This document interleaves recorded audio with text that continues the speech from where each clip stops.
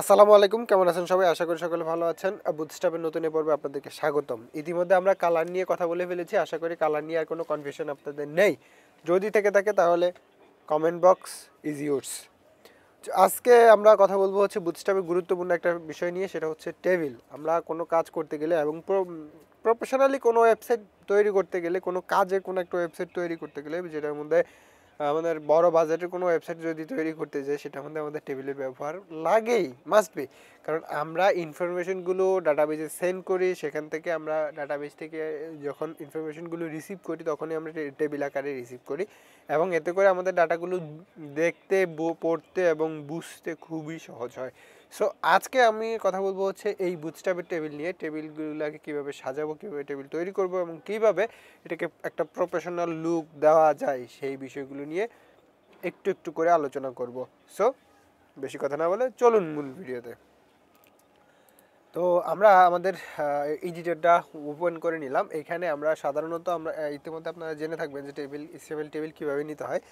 Table নেওয়ার জন্য আমাদেরকে প্রথমে একটা ক্লাসে ট্যাগ নিতে হয় টেবিল, যার মধ্যে আমরা দুইটা সেকশন থাকে। একটা হচ্ছে টি হেড এবং এরপরে আরেকটা হচ্ছে টি বডি।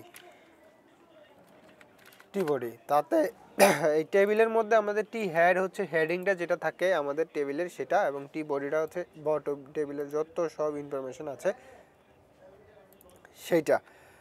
সো টি হেডটা আমরা আগে সাজাই। ধরেন আমরা টি হেডের মধ্যে আমরা কি নেই, টিআর নিয়ে তারপরে নিব হচ্ছে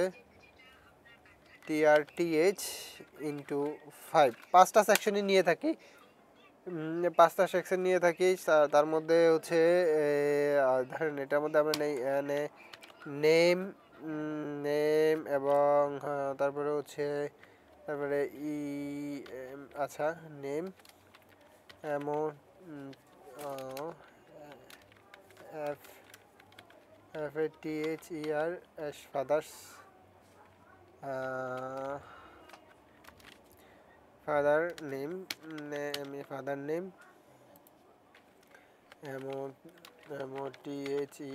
মাদার নেম।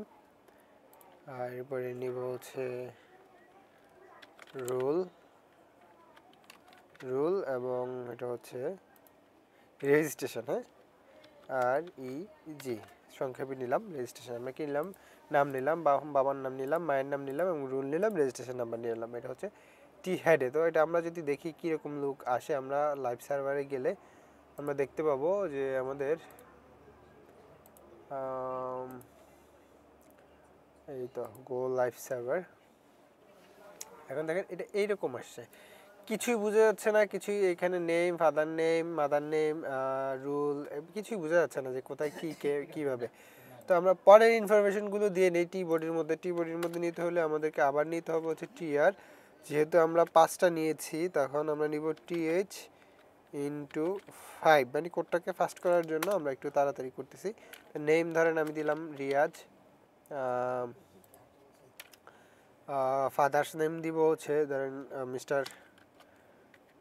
ডট বা something like that, mister S, এবং মাদার্স নেম হলো Mrs SSS, and rule number হচ্ছে ধরেন 001 এবং রেজিস্ট্রেশন নাম্বার হলো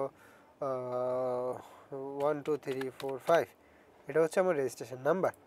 তো এখন দেখেন আমরা যখন আসলাম এখানে একবারে কোনো কিছুই সাজানো নেই, গুছানো নেই, এক এক জায়গায় চলে গেছে, এক যার ব্যক্তিগত জায়গা নিয়ে দখল করে আছে, যার কলামের মধ্যে, যার রোর মধ্যে, কিন্তু কেউ সাজানো গোছানো নাই। এখন আমরা জানি এটাকে সিএসএস দিয়ে কিভাবে সুন্দর করতে হয়। তো সেটা লেখার জন্য এবং করার জন্য অনেক এগুলো সিএসএস জানতে হয় এবং অনেকগুলো সিএসএস লিখতে হয়। সুন্দর করতে হলে একটু একটু করে করতে হয়। তাতে করে কি হয়, আমাদের অনেক কোড লিখতে হয় এবং অনেক সময় চলে যায়। এতে করে ওয়েবসাইটে যত বেশি কোড বাড়বে তত বেশি ওয়েবসাইটের লোডিং প্রবলেমটা হবে। তো এই সব কিছু কাজ আমরা শুধু একটা ক্লাস নিয়ে করে ফেলতে পারি, সেটা হচ্ছে টেবিল। তো আমি এটাকে একটু দেখানোর জন্য আমি এটাকে একটু পাশাপাশি করে নিই, যাতে করে আপনারা লাইভ দেখতে পারেন। ঠিক আছে, এইখানে আউটপুটটাকে আরও ছোট করে দিই, কোডটাকে আর একটু বড় করে দিই, কারণ এখানে আউটপুট যতটা দেখা বোঝার আদনা আছে, কোডটাকে আপনাকে দেখতে হবে। সো এই হচ্ছে টেবিল। তো আমরা কি করব, এখানে এই যে টেবিল নিলাম, টেবিলের মধ্যে একটা ক্লাস ব্যবহার করব। আমরা যদি শুধু ক্লাস ব্যবহার করি হচ্ছে ক্লাস টেবিল, তাহলেই দেখেন আমাদের যেই টেবিলটা ছিল সেই টেবিলটা কত সুন্দরভাবে চলে আসলো। আচ্ছা, আমাদের কি এখানে ভুল হয়েছে কোথাও? নেম 1 2 3 4 5, এখানে সরি, এখানে টি এইচ নিছি, টি এইচ এর পরে আবারও টি এইচ নিছি, তারপরে তার জন্য এই প্রবলেমটা দেখা দিচ্ছে আমাদেরকে। টি এইচ টিডি নিতে হবে। হ্যাঁ, এখানে নিতে হবে হচ্ছে টি আর টিডি বডিতে, টি আর টিডি ইন্টু 5। এই মিস্টেকটা করে ফেলেছি, যার কারণে আমার এই জিনিসগুলো এরকম আসছে। হচ্ছে নেম রিয়াজ, দেন তারপরে হচ্ছে mister S S triple S, then হচ্ছে মিস ট্রিপল এস, দেন আমার রোল নাম্বার হচ্ছে 001 এবং রেজিস্ট্রেশন নাম্বার হচ্ছে 1 2 3 4 5। তো এখন দেখেন শুধু কি লিখেছি আমরা, টেবিল ক্লাসটা লিখেছি। টেবিল ক্লাসটা লেখার আগে আমাদের টেবিলটা ছিল ঠিক এইরকম, এই যে দেখতে পাচ্ছেন ঠিক এরকম। আমাদের এটা রেসপন্সিভ ছিল না, আমাদের এটা কোনো কিছু ছিল না, ডিজাইন ছিল না, কালার ছিল না, কিছুই ছিল না। আমরা শুধু টেবিল লেখাতে, শুধু টেবিল ক্লাসটা লেখার সাথে সাথে আমাদের এটা হেডারটার সাথে মানে হেডিংটার সাথে বডিটার সাথে একটা আলাদা রূপ চলে আসছে, এখানে নিচে একটা বর্ডার চলে আসছে, এবং টেবিলটা অলওয়েজ রেসপন্সিভ। আপনি যত ছোট করবেন এবং বড় করবেন, এটা আপনার ঠিক ওয়েবসাইট অনুসারে ছোট এবং বড় হবে। এবং টেবিলটা রেসপন্সিভ টেবিল হয়ে গেছে এখন, ঠিক আছে? তো রেসপন্সিভ টেবিল আমরা একবারে শুধু একটা ক্লাস লিখতে পারলাম, করতে পারলাম এবং সুন্দর একটা লুক দিতে পারলাম। এখন এই টেবিলগুলোকে অনেক সময় ডিজাইনের প্রয়োজন হয়, টেবিলে অনেক সময় কালার দিতে প্রয়োজন হয়। তো কালার ক্লাস যেহেতু আমরা ইতিমধ্যে আলোচনা করেছি, সেহেতু কালার আপনারা দিতে পারবেন। কালার দেওয়ার জন্য আপনাদেরকে করতে হবে, জাস্ট লিখতে হবে হচ্ছে টেবিল এবং কালারের নাম। ধরেন আমি এখানে সাকসেস কালারটা ব্যবহার করব, যেটা হচ্ছে গ্রিন। এখানে যখন সাকসেস ব্যবহার করলাম এবং দেখেন টেবিলের জন্য একটা হালকা গ্রিন কালার চলে আসছে এখানে। তো আমি এখানে আরও কয়েকটা রো নিয়ে নেই,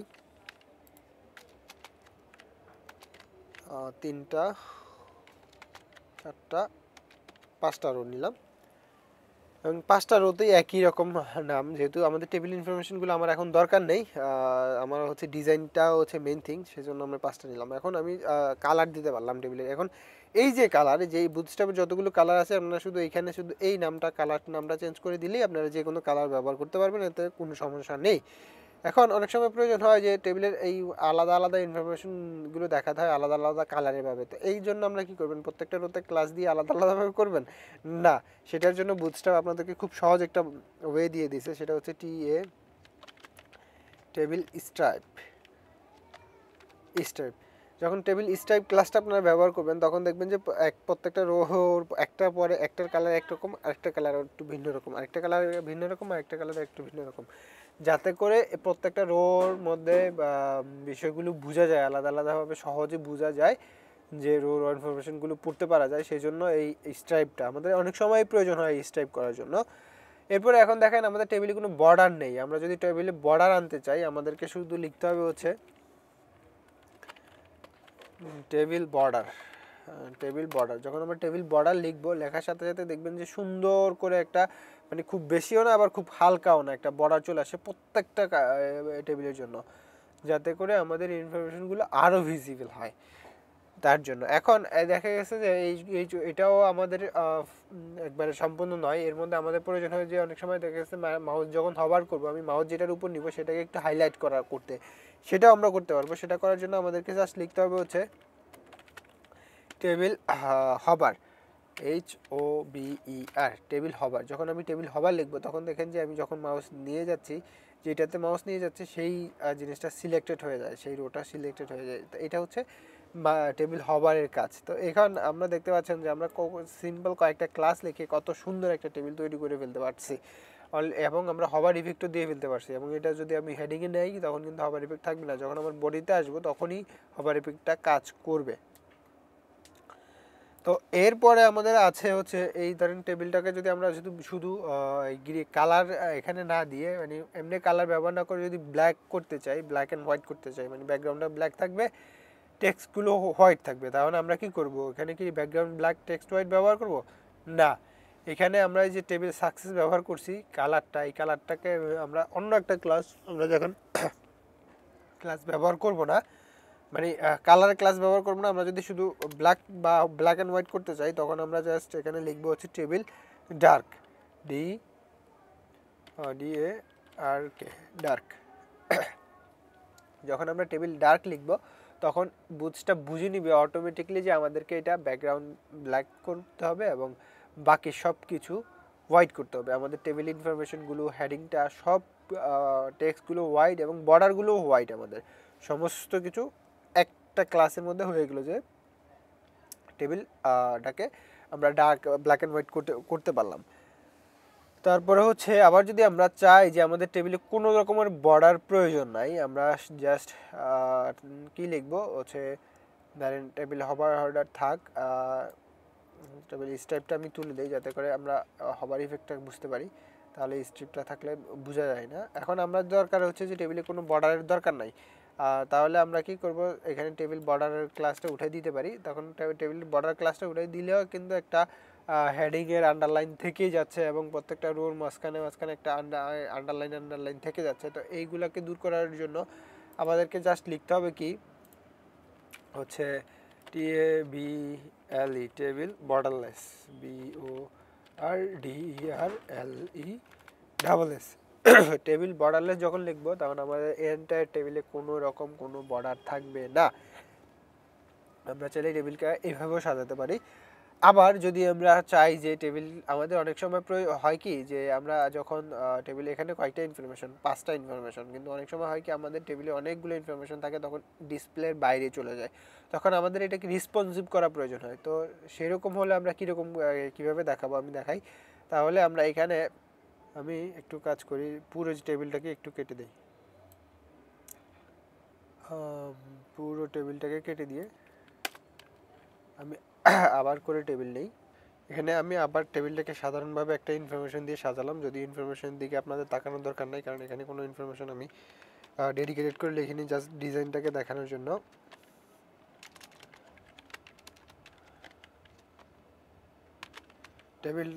জাস্ট ডিজাইনটাকে দেখানোর জন্য আমি টেবিলটাকে সাজালাম আর কি, এইটুকুই।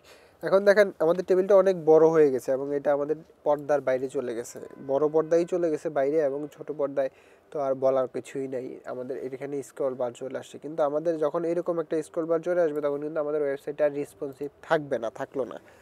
এখন এইটাকে ঠিক করার জন্য আমাদের ইনফরমেশন কিন্তু লস করা যাবে না, ইনফরমেশন কিন্তু আমাদের যা আছে তা রাখতেই হবে, কারণ ইনফরমেশন ছাড়া আমাদের ওয়েবসাইট রান করবে না, রান করা যাবে না।